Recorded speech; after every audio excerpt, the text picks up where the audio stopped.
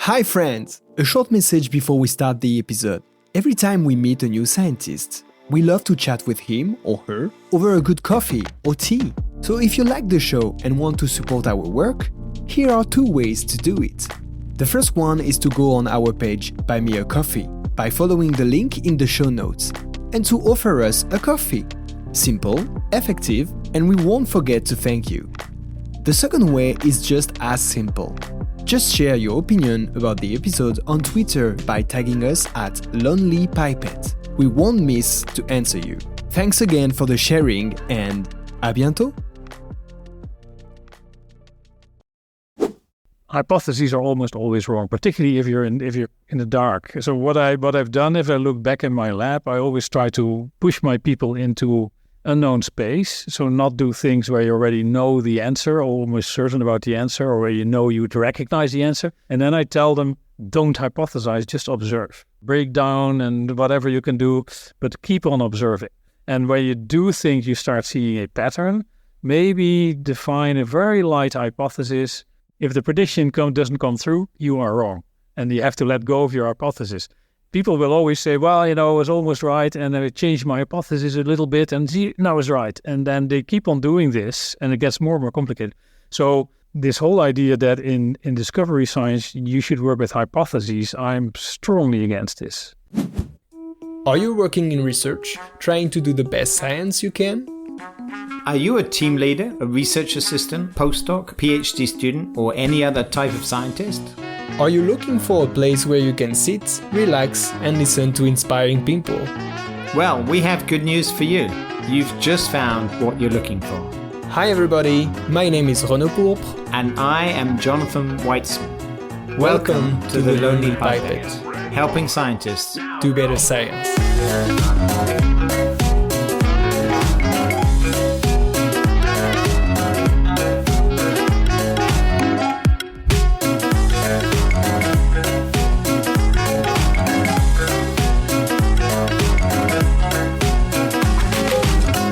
My name is Hans Klevers. I am head of PRED, Pharma Research and Early Development at Roche Basel in Switzerland.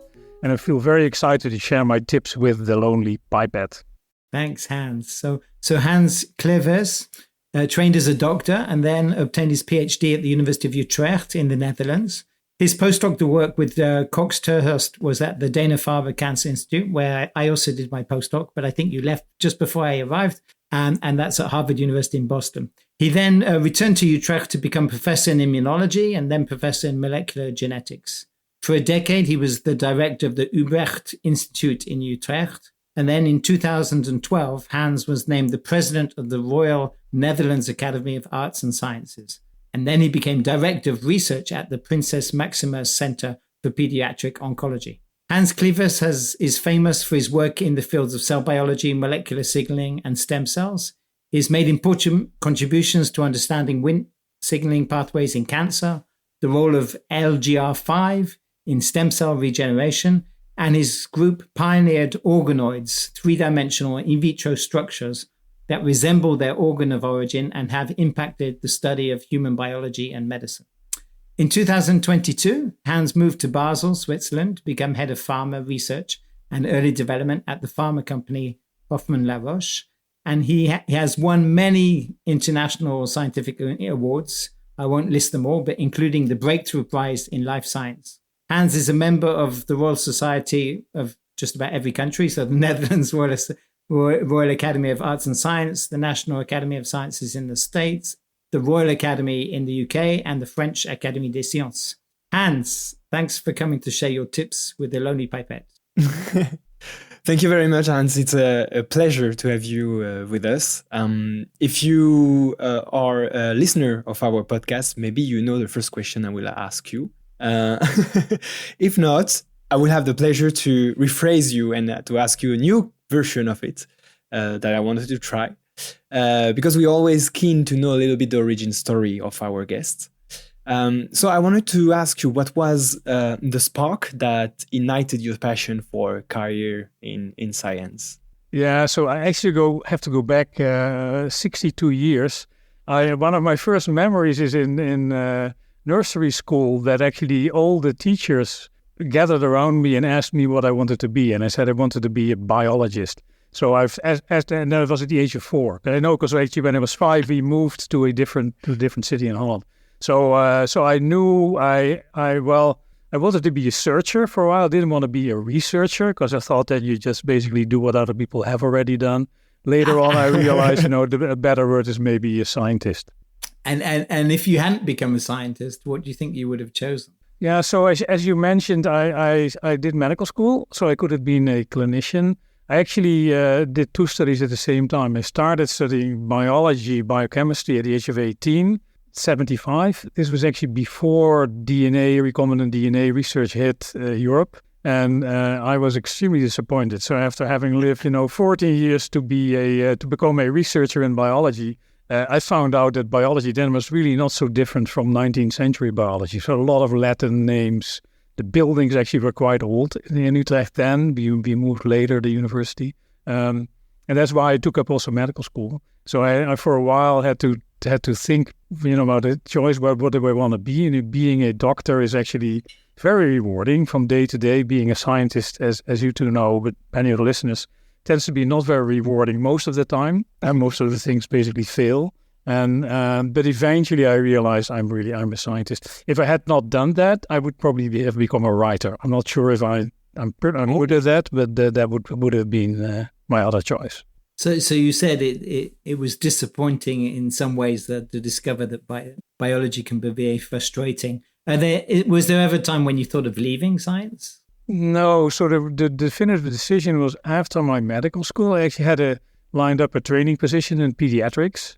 And I was then told, because of this double background, I had been at NIH briefly, I had been in Kenya for a year as a researcher, that actually, why don't you start some research as a real PhD student?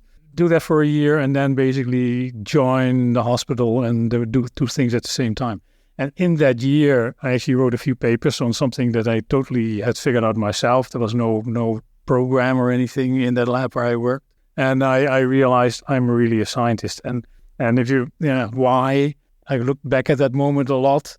I think what a scientist needs is to get a lot of energy and a lot of spark out of the occasional moment that you see something that nobody's ever seen before. And that's very rare. And if it happens once a year, if that's good enough, and the rest of the year is very frustrating, then you're probably a scientist. If you need no rewards every day and you still need to be challenged every day, then you're probably better off as a doctor. So I read you had a very successful year because you got your PhD in 1 year? Yeah, a little bit more. 1 year and a few months. Wow. Actually, one trick, you also want to have a trick. One trick I learned is that scientists tend to be very limited in the field where they feel comfortable. So this was in immunology, and I made a few small discoveries on T cells, and I realized that B cells actually are very similar to T cells in the way they signal. So for every T cell paper I also wrote the parallel paper on B cells, and that was not considered to be good. My colleagues said, "Well, you're a T cell biologist, you cannot do this." But actually, that's sort of what I've kept on doing during my career, and actually, it worked. Why did you decide to push those B cell paper if people were telling you were a T cell researcher? I knew that I had to be back at the clinic in a year, so I knew I had to write my PhD thesis in 12 months. Right, great. Thank you for these tricks. We love this type of out of the box way of thinking. Talking about way of thinking, we wanted also to talk with you about some kind of mentoring style and mentoring practices that you use or you have had in the past. So what is a mentoring practice that you kept, for example, from one of your mentors and that you're still using today? Yeah, so the person who probably inspired me most is it's not unexpectedly, my PhD mentor, Rudy Beaulieu, although he was only my mentor for a year, as we just discussed. But and not so much because he was an extremely accomplished scientist, because he wasn't, but he was a very special person with strong values. And so what I learned from him is essentially trust. He says you have to trust yourself. If you don't trust yourself, then everything stops. But trust yourself, trust everybody around you in your lab, in the same floor, also collaborators. And when you build up trust, it'll be reciprocated. And that's what I've seen throughout my career. And the other thing, if you trust people, you will find it much easier to collaborate and to share. And share would be a second word.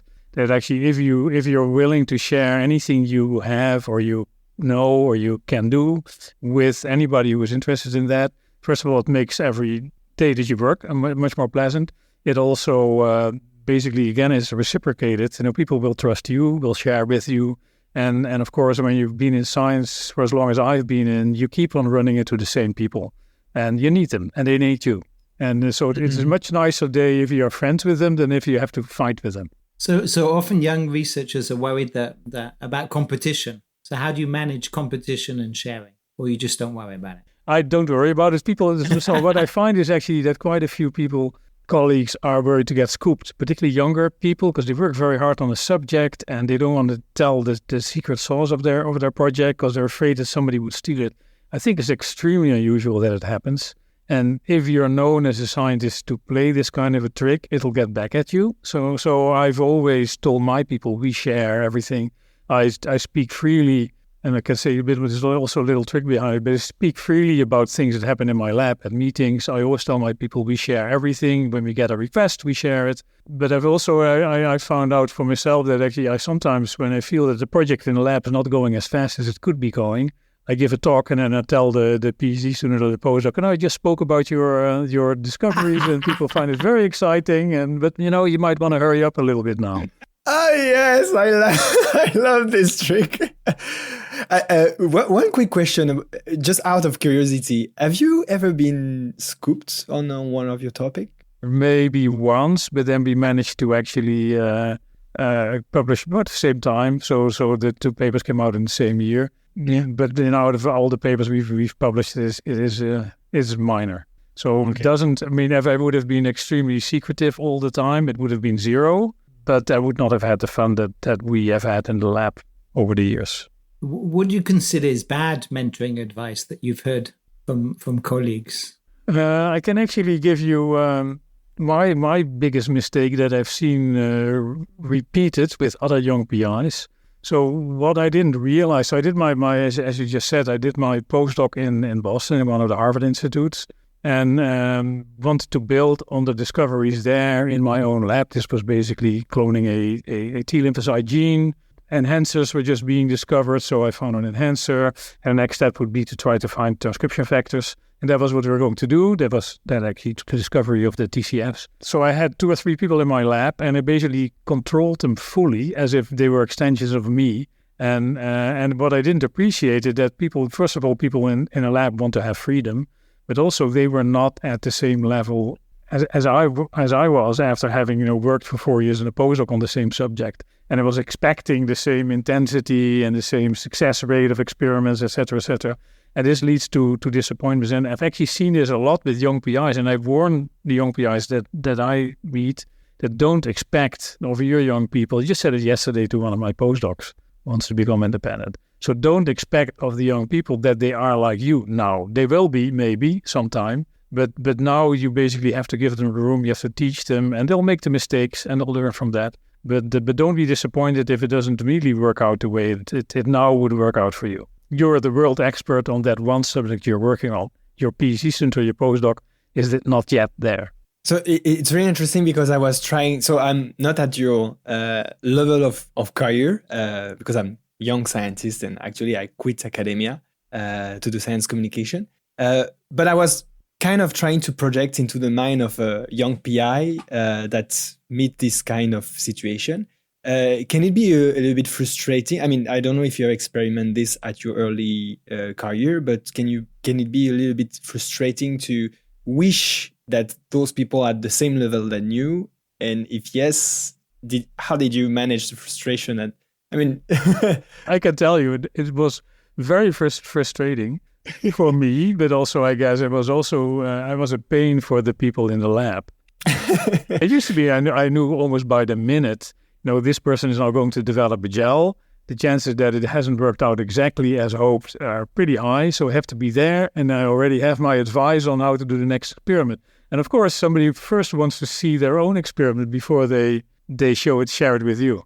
So no, it wasn't probably an easy boss in the first few years. So then when the lab gets a little bit bigger and you learn that you should create space around people, then things for me at least then got much better. So how have you chosen the subjects you've worked on in your lab? Because you study immunology and then cancer and then stem cells and now organoids. What were the drivers for making those choices? So I mean, since I basically was in charge of my own programs, my own projects, it's been basically in the science. Just follow. We cloned a few molecules, very different models, and then TCF1 looked like the most promising one. And we basically followed TCF1 for 40 years. So it took first 6 years to figure out. I don't know if you should go into any scientific detail, but it was a DNA-binding protein, presumably a transcription factor, but it didn't control transcription for 6 years. And we did also, we cloned TCFs, flies and frogs, and up until we and Birchmeier at the same time found this link with beta-catenin, and therefore the Wnt pathway. And all of a sudden we realized we found this key missing piece of the puzzle in developmental biology. So that was not an immunology. So that's when I basically sort of slowly left immunology and moved my lab into a developmental biology direction. And actually for a while we had flies and worms, and then this was actually in the Department of Clinical Immunology in the hospital. Then my boss told me, we're quite close to the intensive care units here, and there's all these flies coming out, emanating from your lab. That's not what she should be doing. And then I realized I have to move to an environment that's better suited to this kind of research. And actually, so we followed TCF through these model organisms, through the Hubrecht Institute, where then basically built this out, and then it became a gut lab. And if I would picture this, so we've had many moments where basically we don't know what the next step is going to be, and there's sort of a big wall in front of us, and it's dark, and so that's how I see this. And then we start pushing against this wall, and all of a sudden a window opens. And then you see this green valley, and then so what I then have learned to do is basically get all my people together and push them through that window, and then be the first in that new valley, and then do everything that can be done in this new valley. So that's essentially how we work. So it's, a negative word would be opportunistic or pragmatic. But we're so when we had decided, no, we're immunologists, nothing would have happened, because immunologists wouldn't study the Wnt pathway, wouldn't study stem cells, wouldn't study flies. So essentially, it was always our molecule that we followed through all these different disciplines. It needs courage, I guess, but what I learned throughout the years in cell biology, molecular biology, the technologies are shared between all these different disciplines. The facts, maybe the biological facts are different, but the technologies are shared. So we've always tried to be strong in the technologies and bring that in collaborations when we write a fly paper or a worm paper or a colon cancer paper, and then you slowly grow in that new field. And also there's much to say when you move fields, what happens. It's also very interesting. But that has been the strategy. So we're very pragmatic and just go where the science is most robust and as easiest. So talking of technology, you're a pioneer of the organoid technologies. Can you remember when and how you decided that was the hole to push your team through? How did that start? Actually, there was no real decision. So what we made, so Nick Barker, who's now in Singapore, found this Alger5 marked new stem cell in the gut. And we're actually actively looking for these stem cells because we knew that the process that they drive, the self-renewal of the inner lining of the gut, was by far the fastest self-renewal mechanism phenomenon in a mammalian body. So these are stem cells also because we like to move fast. We like to work on fast stem cells. So we thought we have to really find these stem cells. And so Nick found them, and then actually hard to publish that paper because everything was wrong. People knew what stem cells look like. They should not be dividing much. They should be rare. If they divide asymmetrically. None of that holds for our stem cells. So for a long time, there was people arguing these are not stem cells; they're progenitors. They're not stem cells. Stem cells, we know what stem cells look like. So it took a long time to first of all convince ourselves, and then the referees and everybody else in the field that actually these were the stem cells. I mean, it's now behind us. But then we started thinking about these stem cells divide constantly, and there was another strong belief that normal cells don't divide in culture. They live for a week to 2 weeks, they will die. And as an immunologist, I knew that was not true for T cells, because 20 years earlier, T lymphocyte lines were actually key to discovery of the T cell receptor. And ES cells can be expanded, natural cells can be, but they're stem cells. So, but when we saw that our stem cells were dividing in the mouse every day, every 23 hours, and then consecutively 1,000 times in the lifetime of a mouse, we thought, well, we might be able to rebuild the environment that exists in the crypts, where the stem cells sit, the crypts in the gut. And we had be sort of randomly knocking in and knocking out genes in mice to understand what the growth factors that built the niche, what they look like. So we knew sort of what these stem cells like. And so Toshi Sato, who did this key experiment, now a professor in Tokyo, and we sat down and we basically went through the list of experiments that we had been doing. And we came up with a very short list of 3 recombinant proteins that we needed to add. I don't think I have to get the details here. We also from Mina Bissell had learned that epithelial cells don't like to be on plastic. They like to be in 3D. So we decided to use Matrigel, which is still a magical thing. And the intention was really to stick one stem cell in and then make a lot of stem cells, like what you would do with iPS cells or ES cells. That's not what we got. We got these structures. And I remember that one day, and I walked into the lab, and Toshi had broken the machine in his first week, and he was not the most popular lab member for a while. So he was sort of quietly in a room somewhere. And I walked into this room a few months later, and I said, "Hey, Toshi, how's it going?" He said, "Good." And I said, "Are they growing?" And he said, "Yes." And then I looked through the microscope and I saw these magnificent, extremely vital structures growing. So why didn't you tell me? He says, "Well, you didn't ask, Hans." Very, very Japanese. I love it. So then we didn't know what they were. And so we learned they never stopped growing. So the Hayflick limit that we grew up with, so that normal cells can only divide a limited number of times, somatic cells doesn't hold. We thought they must have turned into some oncogenic type of cells. They had no oncogenic mutations. A few years later, Toshi could show with collaborators of us, you could transplant them safely. Actually, there's now clinical trials being done with these the gut organoids in Japan. And so slowly and steadily, we realized what these stem cells do is essentially what they do in a real body is they try to recreate that organ that they come from. And that actually they do very well. We still are learning, what the rules are, but they make every different cell type that we know exists in the gut. There's about 15 have been identified now. And they do it in the right numbers. They put them in the right place. It's really remarkable, but that's probably what a few 100 million of evolution have created. And then, so he called them mini guts originally, and eventually, I think they would now be called gut or intestinal organoids. So what makes them so special? What can you do that you couldn't do in more traditional 2D cultures? Well, there's a number of things. First of all, they are like cell lines, like 2D cell lines, in the sense that you can grow them long term. Any technology that has been developed for cell lines works a little bit more tedious, but works for organoids. So you can CRISPR, you can image, you can do RNA-seq, you can stain, you can subclone, etc., etc. You can transplant. So in that sense, they are almost as easy to work with as cell lines nowadays. In addition to what they actually have is if you have an optimized culture protocol for every tissue, it is different. The culture protocols resemble each other, but they have to be optimized. You have all the cell types that the normal organ would have. You have them in your organoid. And that is very different from a cell line, because if you buy yourself a liver cell line or a gut cell line, you actually get a liver cancer cell line or a gut cancer, and they're very homogeneous. They tend to have sort of progenitor-like. They have some minor functions of the tissue, but they are not there. If you do a single cell sequencing, very popular now, they are very, very different from the tissue where you took them from.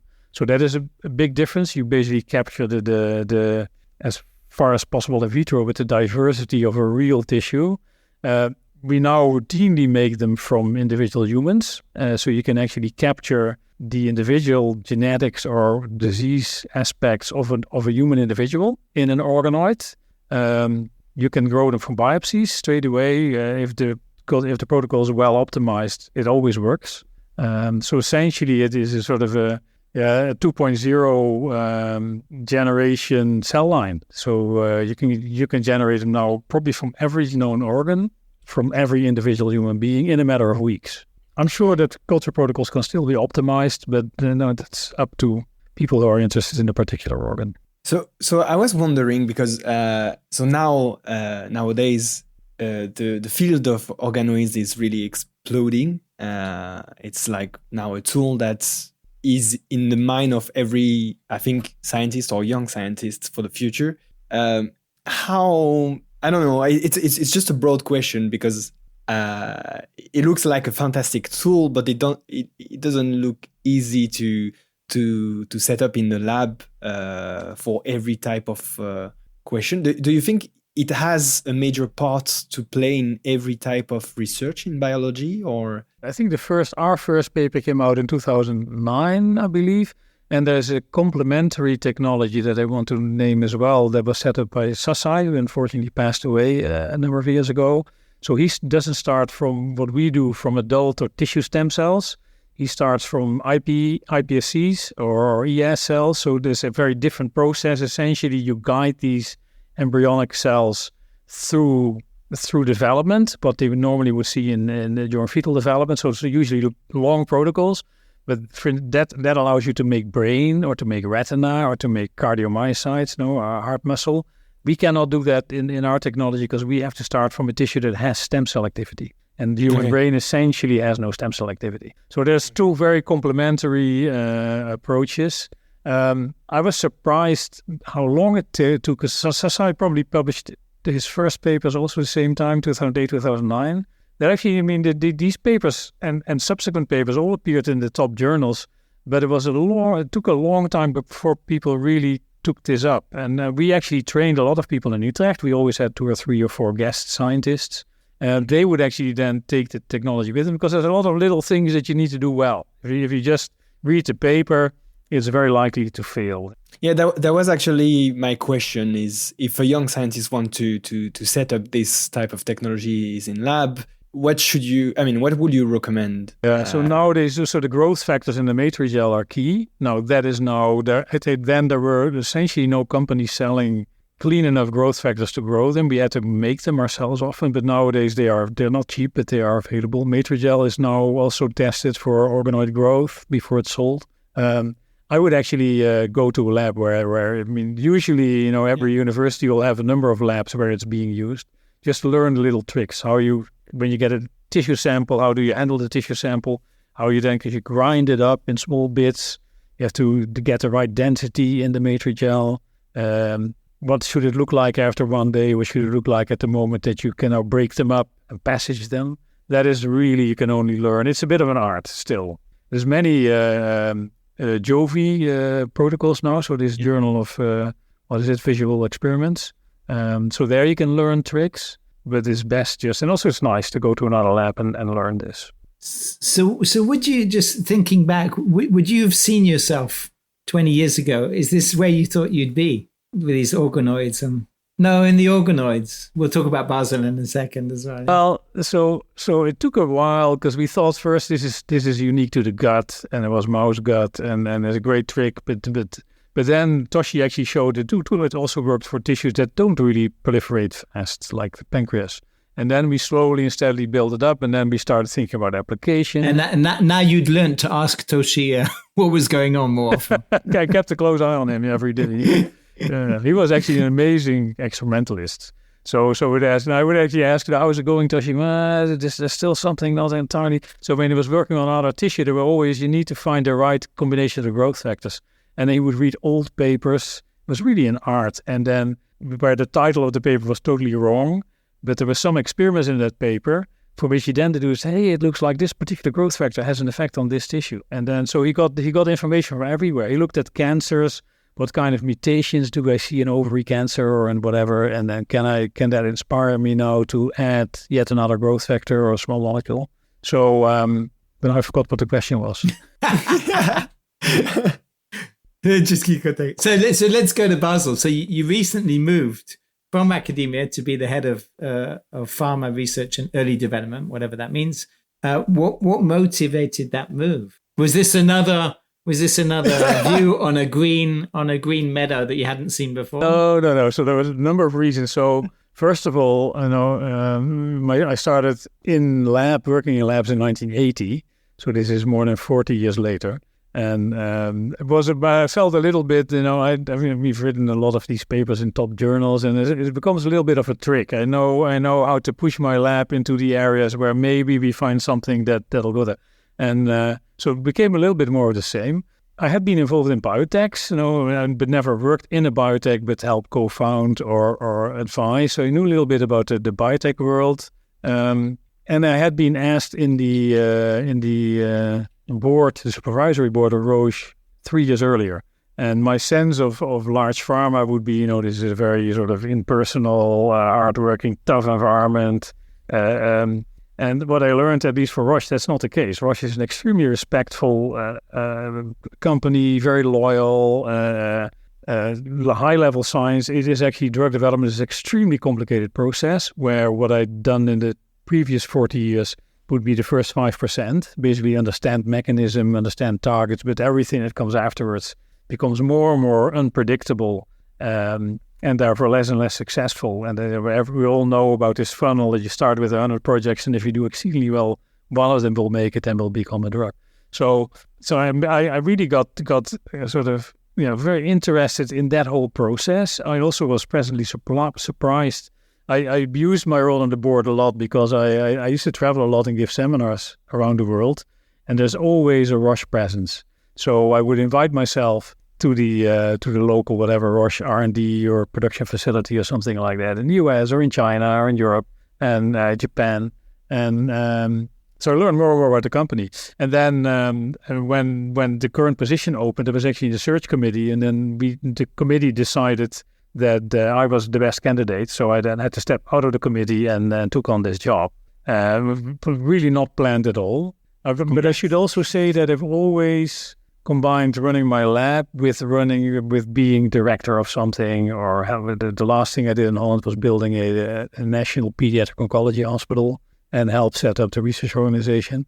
So also feel that's a responsibility of scientists. So if you feel that you can live in both worlds, scientists complain a lot about leadership. Leadership complains a lot about scientists, but they live in different worlds. So if you can actually live in both worlds with one leg, you can bridge those and you can make scientists aware of the challenges of being in a leadership position, and vice versa, that the leaders understand what the challenges are in the labs. And so I, of course, didn't know whether I could do this, because most of what I had to do here was new. I'm not a drug developer at all. But what I did learn is that the scale is different. My organization has probably 4,000 people, either directly employed or in terms of CROs, contractors working, for us each day of the year. So the scale is very different, and you're part of a much larger organization. Yet the challenges are very similar. It is having a good strategy, but also have the flexibility to basically deviate a bit if there's an opportunity, get the right people together. If there are issues between people, solve them immediately, because they won't get better if you let them go. And so that is very similar to. And I must say, it is extremely complicated to develop a drug. I had not appreciated it. So the issues every step you take, it becomes more people get involved, more disciplines get involved, and the uncertainty becomes bigger. So it's if I look back in the lab, you control everything but one variable, and then you look, and then you draw a conclusion. That's no longer the case when you're involved in clinical trials, for instance. All sort of unexpected things can happen. Also, the competitor can also sort of come up with a brilliant new medicine, and which means that the medicine that we are so proud of is probably not going to make it. So these things happen. That would again be a bit similar to if you think you work on a great discovery and a paper gets published that's faster than you are. So the scale is different. The challenges are the same. But I also enjoy every day of the week, I must say here. I also still supervise the lab in Utrecht from a distance. So I'm not a formal head, but I help write the papers. I inspire the program. So I still have that one leg in science, and I would find it very hard to not have that connection and still feel that I would be a worthy leader of a research organization. So you've been working there since 2022 with this new set of skills you have to develop. Have you been able to identify maybe something that we should try to apply in academia? Something really from this outside academia world that we should maybe try to reproduce there in research? One key thing is essentially that in a company like Roche, if you're an employee, there's constant training and coaching available. And essentially you're expected to constantly think about, what's going to be your next step? What do you need? What kind of skills do you need? There's much more feedback. So we get our feedback from anonymous peer reviewers in academia, which is pretty harsh, right? And for your grants or your papers. So there's much more of a learning environment and that I'm used to in academia. So that would be a big advantage if you could build that in academia as well. Okay, great. So thank you. Until now we got a lot of good stuff. Thank you very much, Hans. We are going to take a small break. And then for the second part, we will ask you more questions about who is the man behind the scientists and a little bit your lifestyle. Hey folks, don't run away. You're listening to The Lonely Pipette with Renaud Pourpre and Jonathan Weissman, where our goal is to help scientists do better science. If you're enjoying the show and you want to learn more, you can follow us on Twitter at Lonely Pipette, and please share the podcast with your friends. If you don't want to miss any of our future episodes, you can subscribe to our mailing list and join our community. Click on the subscription link on our Twitter account. It's as simple as that. Take a few moments to get more tips from the Lonely Pipette. So welcome back. You're listening to the Lonely Pipette, and we have Hans Clevers, who's told us so much about how he got into organoid research. So for the second half, we want to hear more about Hans. So do you have a morning routine? Do you have something that you're very attached to? That how does the day start for Hans? I try to keep my morning routine as short as possible. So my wife actually, who just retired, she's a bone marrow transplant hematologist, also lives in Basel, and so I basically try to interest her in a quick breakfast. So I make breakfast, and then so we live across the wall from my office. So I basically have this little secret door. We live we rent a Roche house. So basically I walk through this door. It's beautiful on the Rhine. Basel I had not realized it's really a very pleasant city. And so I walk through my little door, and probably in 30 minutes after I wake up, I'm in my office. Great. So one question we had is, so as we presented you from 2012 to 2015, you were president of the Royal Netherlands Academy of Arts and Science, and you're still a member of it, right?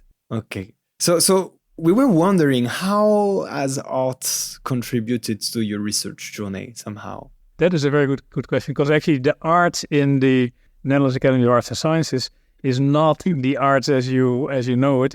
However, okay. You are in Paris. Napoleon, as you might or might not know, is invaded Holland in 1800 and made his brother Louis Napoleon, made him the king of Holland. We never had kings prior to that. And so Louis Napoleon founded the Royal Netherlands Academy of Arts and Sciences. That was actually an academy with real arts, much like the French Academy, real arts and real science. And then, of course, the Dutch are quite thrifty. So when finally some other countries removed Napoleon, we then actually got kings, or the Oranges became kings, but with strong politicians. And they decided that the arts was frivolous, and they basically kicked the arts out of the academy. And so it was essentially only an Academy of Sciences. So when I became president, so I've always had interest in art. I'm not I used to paint a lot and make music, but I'm not particularly talented there, I should say. But collect art, read a lot. I try to restart the Academy of Arts. And that actually worked out. So I managed to interest my fellow academicians to think about an Academy of Arts, and that was basically initiated. First of all, I became a member of the American Academy of Arts and Sciences, and there was a spectacular ceremony with Scottish bagpipes and I forgot the actor's name who did Well, I don't know, I forgot his name, but actually read like Lincoln. This is this movie Lincoln, and he read the letter that Lincoln wrote to found the Academy of Arts and Sciences. He read it dressed up as Lincoln. So there was a spectacular event. And on the way back, I thought, we really lost something when 150 years ago, we kicked the artists out. Also, artists tend to be, the Dutch artists at least, are all famous. So the writers and the movie makers and the musicians. The scientists tend not to be in the same class. So, in the end, it turned out to be, I thought, my fellow natural scientists, the beta scientists, as we call them, so physicists and chemists, they would be resistant, and the humanities would like this. It's actually the other way around. And one argument was that, we actually study these people and like art history. And so how can somebody who's the subject of my studies, how can they be a member of my academy? But eventually we managed to convince those as well. And actually, so there's now, although we found out there's a separate academy, so there's an Academy of Arts and there's an Academy of Sciences. And so what they do now a lot, I'm much less involved after I stepped down. But almost every event they organize, they take care. There's an actor, or there's a movie maker, or there's a writer in the panel or whatever they organize, and makes it much more lively and attracts a lot of non or layman audiences. Did you think science and scientists could benefit from more interaction with the arts and artists? I've thought a lot of this. What I find is actually, what I learned then is that artists are very similar personalities. So there's this curiosity, there is this tendency to try to be as independent as you can of anything. There's passion, talent, these are these words that are key in science, but also in art. I was talking to these people, I got a little jealous because particularly in the beta sciences, when you have a question, there is already an answer, but you haven't found it yet. But there's a single answer to your question. In our case, created by evolution.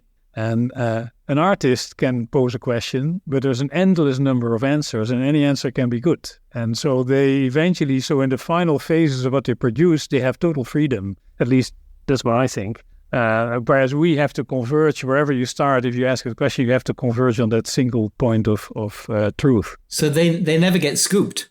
That is true. Also, I don't think they don't have peer review like we have it. They do actually have the same thing that as a scientist, I always feel you put your head on the block, whatever the English term is. Every time that you try to publish a paper, anybody anonymously can say anything about your life's work. Artists have the same thing. They get on stage or they make a movie, and then anybody in the audience can say anything about it, but they are never on stage. So there's few professions where you're so harshly criticized by, in our case, often our colleagues, but then anonymously, and artists by the general public. Interesting. There is also something I think in common between art and science is the way that we tell ourselves stories. And I think we have seen you talking about story in one of your video interview online. Something like you were saying that most researchers see a set of data by telling themselves a story, but often this story is wrong, and that the job is to find the right story. How do you find the right story? So because there is one answer, so how do you? Is there a trick you want to share with us here? Spend a lot of time thinking about it. So there's one answer. So if you pose yourself a question, that's how we think we work, right? In biology, you basically you have a question, you hypothesize the solution. That's a hypothesis. That's the answer essentially, and then you go prove it, rather than disprove it. That answer is almost always wrong, because evolution created a solution to some challenge totally by chance, and there could have been 1,000 different solutions that would have been okay, maybe not all the best. And the first one that emerges and is okay will be baked in the DNA of that organism, and will then basically make its way into history. So hypotheses are almost always wrong, particularly if you're in the dark. So what I've done, if I look back in my lab, I always try to push my people into unknown space. So not do things where you already know the answer, or almost certain about the answer, or where you would recognize the answer, but try to push them into a space where we don't know the answers. also where we might not even know what kinds of questions we can exactly ask. And then I tell them, don't hypothesize, just observe. Break down and whatever you can do, but keep on observing. And when you do think you start seeing a pattern, maybe define a very light hypothesis, then and that's the hardest part, then do the killer experiment that would basically tell you, so what I tell them, predict something that you can only predict based on what you're thinking now. If the prediction doesn't come through, you are wrong. And you have to let go of your hypothesis. People will always say, well, I was almost right, and I changed my hypothesis a little bit, and now it's right. And then they keep on doing this, and it gets more and more complicated.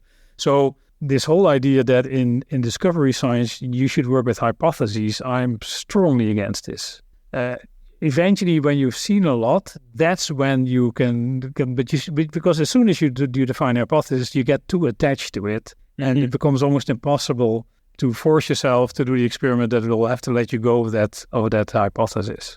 And that's, I think, been the secret in my lab. So when I see people doing experiments where they already know the outcome, I tell them, why do you do this? Well, figure 3 I need to have it in my, but it's a waste of time, because those 3 months, then you could actually have discovered something that you didn't know before. And it's of course very tough. And some people find it very uncomfortable and want to move to a space. Also, the picture would be that if you're a rock climber, you're taught that you basically always have to have 3 of the 4 points on the rock and move one hand or one foot, and so not to fall. So that is a very safe way. Well, if it's a steep rock, but it's a very safe way of moving. But that doesn't help you to make real discoveries. There you need to be able to stand on one foot and move the other 3 around and feel comfortable enough that when you feel something, you can actually start exploring it. So how did you learn to get comfortable with being wrong? Well, I've never been comfortable with this, but actually somehow, and I share this with my very first technician, who is now a scientist, who we've worked together for 40 years. So we both attach a very strong value to a negative observation. So if you believe in something and you do 100 experiments and 99.9% all point in the same direction, but there's one little thing that says, maybe not true. So that we both, and if I sort of try to push that away, then Mark van der Wetering will tell me, Hans, didn't we see 4 years ago, we did this and this, and it doesn't fit with what we're now thinking. So and that's something that you have or you don't have. So if something that doesn't confirm what you're thinking feels much more important than something that agrees with what you're thinking. And that's not the average. I think that the most people go after their beliefs, and I guess also in real life. And I still myself is something I have to tell me. It feels great, feels very comfortable. You're not thinking, but you are wrong. You have to step back and maybe discuss with Mark or somebody else, because you are wrong, because there's this one thing that does not fit. So you like it when your students say you're wrong. So there's also it's a bit of the Dutch culture that. So I cannot go into the lab and tell a student to do an experiment. I have to explain and then convince, and then they argue back, and then sometimes do another experiment, and that turned out to be a better experiment than the one that I had in mind. So it's the Dutch culture is very, be always negotiating, compromising, and that's very good for science. It's not so good for an army, I would say. So you've had this fantastic career and moving to different fields, and you could have retired, but you decided to start again and go to Basel, and you say, to a world that you don't know. What's motivated that?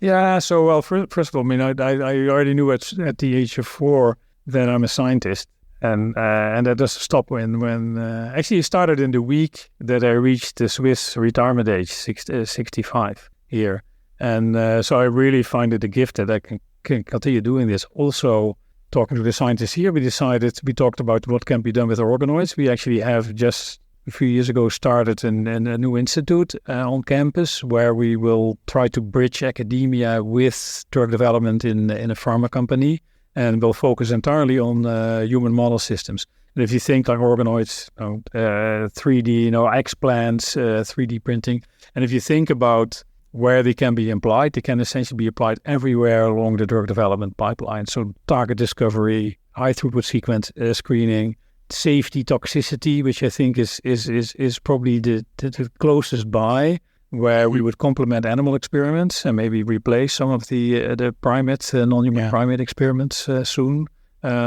Personalized medicine, you can actually make an organoid from a patient and show that the drug will not work. So anywhere you think you would use cells or organisms, you can use organoids. And this is a unique place to actually build this, and there's the willingness to create the space. And we're building up the institute currently, and I see a lot of enthusiasm. We actually just had a round of applications for junior PIs, much like what you would have in academia, and it was an overwhelming response. I've never seen it. So people like this idea that you can work in a fairly academic-like environment, but be very close to drug development. So to answer your personal question, so you get half an hour with your wife, you open the door, and you're into Roche country. How do you manage work-life balance? Is that an issue, and how do you manage that? I must say, at the moment, it is. I work very hard. Essentially, I still keep an eye on my lab in Utrecht. This was never planned. I had young PhD students, so I feel very responsible to basically get them all to the. So I do that in the early mornings or in the weekends. I write the papers, etc., etc. And the whole day is Zooms. We actually. So we happen to have for a long time in the family a house in the mountains. We go there very, very frequently. A lot of the Roche work is online, and so we can work from there. And luckily, Roche is a Swiss company, so we have the same holidays that we have in Holland. We go skiing, we travel the world. Of course, science comes with a lot of traveling, usually to interesting places where you meet interesting people. So, but it's always. I guess different from most people that I know, science is always there. So it's not as if I switch off Friday afternoon at 5 and then Monday morning I switch it on again. It's always in the background, and I can. So I have the unique situation that I can actually switch in minutes between being on a phone, writing a paper, write for 5 minutes on the paper, go back into a social interaction or something like that. So if that would have been slower, if it would really have to sit down for an hour to write the next page for a paper, this would not have been possible. Mm-hmm. And I guess I got that from my parents. Yeah. Great. So we are approaching almost the end of this interview. We have a few fire questions for you. So let's get into it. You can just answer as long as you want. So if you could have dinner with one or more people, living or dead, who would they be and why? Who would they be? I would like to talk to Mendel, because actually there was that thought that actually there would be rules controlling what an organism looks like. Why did he ever think that they would, first of all, they would exist? I'm not sure there was a hypothesis there, right? yeah, but and then his numbers are too perfect, right? But but the fact that you actually thought there is order in nature and there are rules and it almost looks like mathematics. Mm-hmm. I'd like to find out when he got his Toshi moment. Right? Yeah. If you had $100 million or euros to spend in science, but not in experiment, how would you spend them? I would create a very large, as I said, I lived in Kenya for a year where I did science, and I saw actually that there was a unique, it still exists, an institute paid by the World Bank near Nairobi.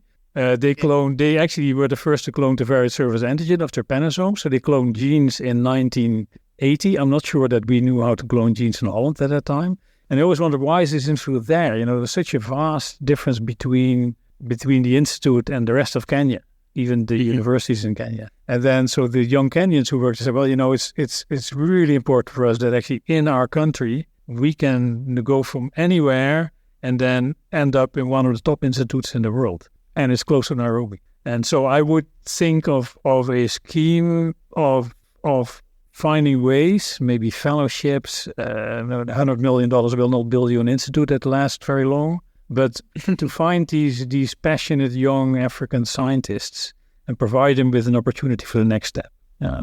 Do you have a sentence on the door of your office? And if you do, what is it? And if you don't, what would it be? No, so the one thing that I say a lot is solutions are always simple. Solutions are very simple. I'll take that. And then one of the last questions we like to ask is, what advice would you give yourself if you met yourself? Often I say 20 years, but I can say 40 years. If you met yourself at the beginning of your career, what advice would you give? What I said in the beginning. So, well, first of all, strive for as much independence as possible. But most importantly, the people you work with, give them space. Give them trust, but give them space. I like that a lot. So, yeah, thank you very much. We are now going to wrap up. Maybe 2 last quick questions so people can dig more if they want to. Where can people find out more about you and your work? Do you have a website? Yeah, there is a website of my former lab called the Organoid Lab now in Utrecht. That's probably the best site to go to. Yeah. Okay, great. And maybe is there anything else you would like to add to finish up? Whatever you like. No, I get a lot of students who ask me, should I go into science? Should it be this, that? So what I said in the beginning, you're only a scientist if you can live with a lot of frustration and get a lot out of when you see something for the first time. If you have that, you're very likely to be a successful scientist. If you don't have that, it's not going to be an easy life. And can you spot that really early? That you can spot early, but then of course, even the step from a postdoc to a PI is, you've gone through this. You never know. You don't anticipate the skill sets that you need in your next step. That, as we already come back to, that industry is much better there. Industry would actually prepare you for your next step and point out where your strengths and your weaknesses are. And we basically leave it up to whatever happens, and then you feel you succeed. But there's very little. I see that postdocs, EMBL gives a good training, I think, for PIs, but we mostly leave it up to individuals to find their way. And then if you're lucky, you find a good mentor. So Hans, thanks very much. It's been wonderful to learn more about you. I think I first heard you speak when I was a postdoc, so 30 years ago.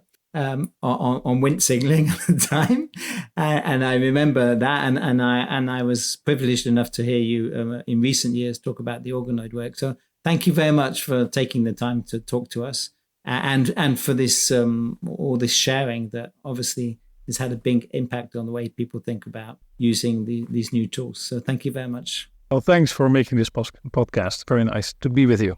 Thank you very much. So that's it for this episode. Thank you for joining us at The Lonely Pipette. We hope that you learned something new, that something resonated with your own experiences, or that you just enjoyed the science. Let us know your thoughts on Twitter at Lonely Pipette, and please share it with your friends in the lab. If you want to join our community, you can subscribe to the Lonely Pipette mailing list or mail us by following the link available on our Twitter profile. You will receive the next episodes directly in your mailbox. How cool is that? Stay tuned for the next show, and remember, you might feel like a lonely pipette, but it doesn't mean you're alone. Tips from the Lonely Pipette can help you to do better science. À bientôt! À bientôt!